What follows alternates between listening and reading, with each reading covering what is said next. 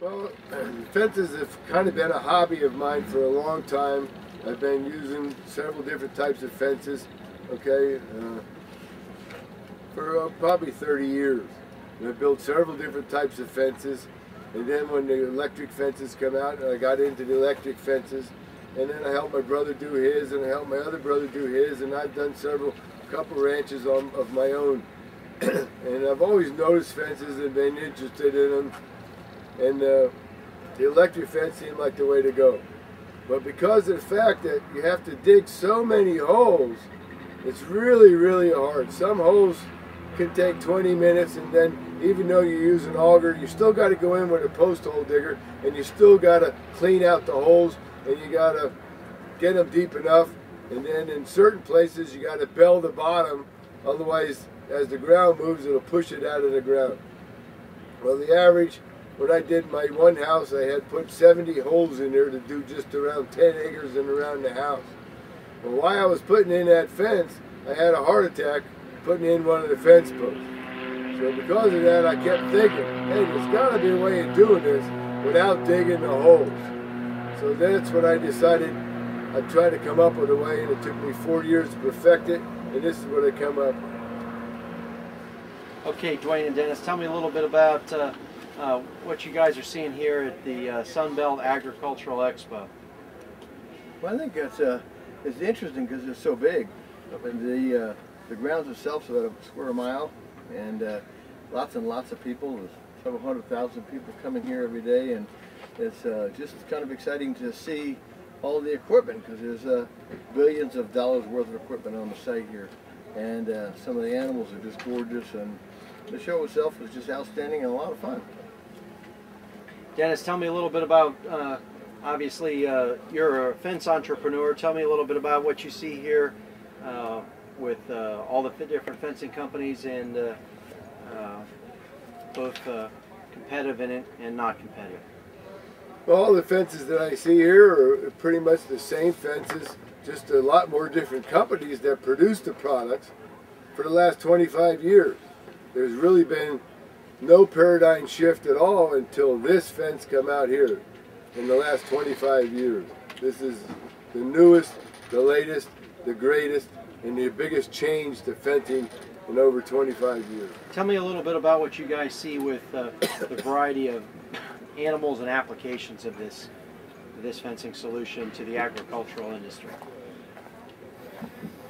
Well, I think this fence here is very adaptable for everything from cows to horses to sheep to goats, and it's multifaceted in the fact that it does what a fence is supposed to do. And what is a fence supposed to do? It's supposed to keep things in, it's supposed to keep things out. This fence here does it better than any other fence out there. You have a physiological deterrent, you have a psychological deterrent, and combining those two together, you know, I mean, animals are scared to death of electricity, and so are most people. We don't understand it, and it does hurt. But the physical deterrent is it's got a combination of electric fence and a pipe fence and electric wire. So therefore, that's why you have the physiological deterrent, because it's strong. It's not relying strictly solely on electricity as a deterrent. Tell me a little bit about the benefits of your fence. How strong is it? Okay, well, the strength of it is because it's got the depth.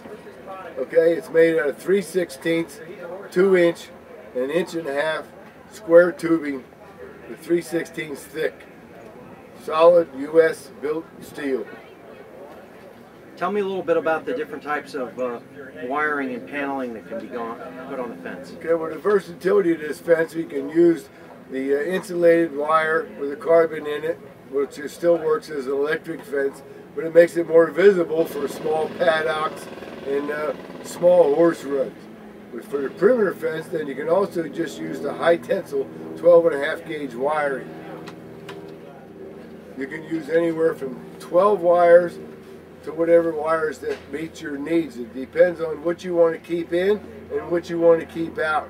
We also have an option where you can use various center panels. You can use picket fences, chain link fences, or you can use like wire panels in the center of it, of the bipods.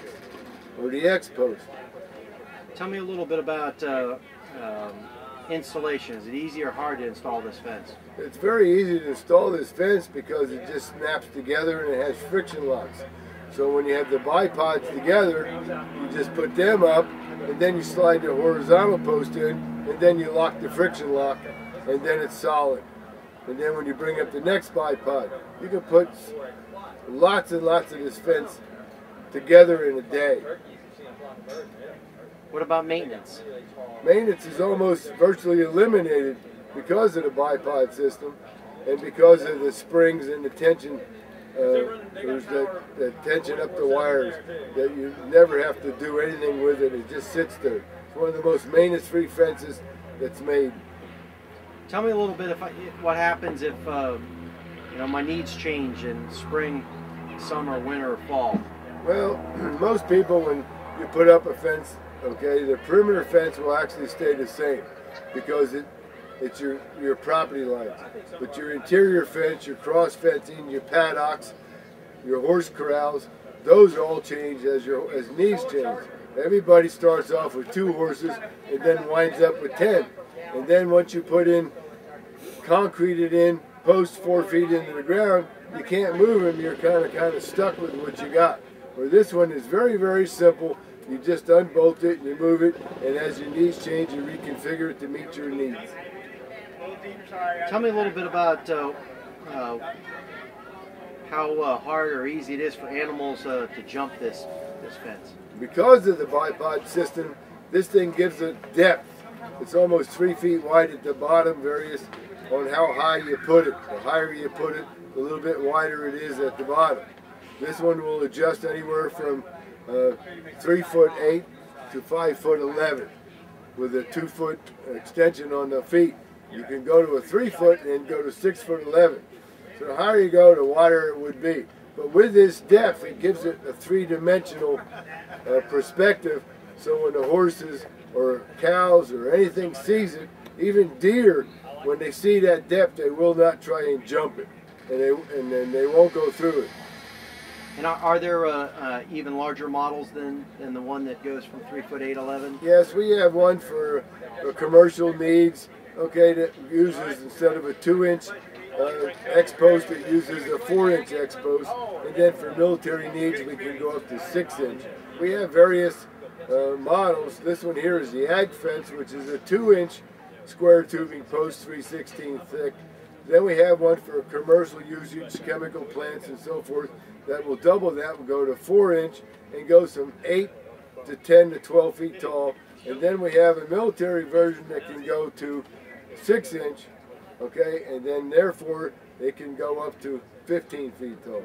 Because of the fact that it sits on the ground and it's freestanding, okay, it's not considered as a fixture, it's considered as chattel property. So therefore, you can borrow money on it, and you can also lease it. Yes, I would also like to make it known that the ArdenX fence is not only just a U.S. patented and invented product, but it's made in the United States.